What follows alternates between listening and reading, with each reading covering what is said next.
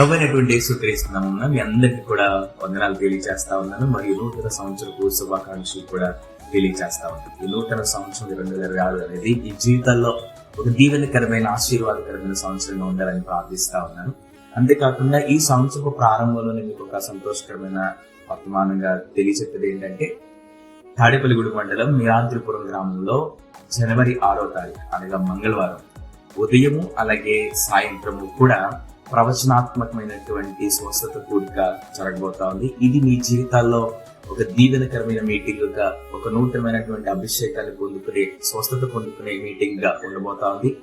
దైవజనులు ప్రవక్త నిజు మాథ్యూస్ గారు కేరళ ప్రాంతం నుంచి మన మధ్యకు వస్తా ఉన్నారు కనుక ప్రతి ఒక్కరిని కూడా మీటింగ్ మేము మిమ్మల్ని ప్రేమతో ఆహ్వానిస్తా ఉన్నాం.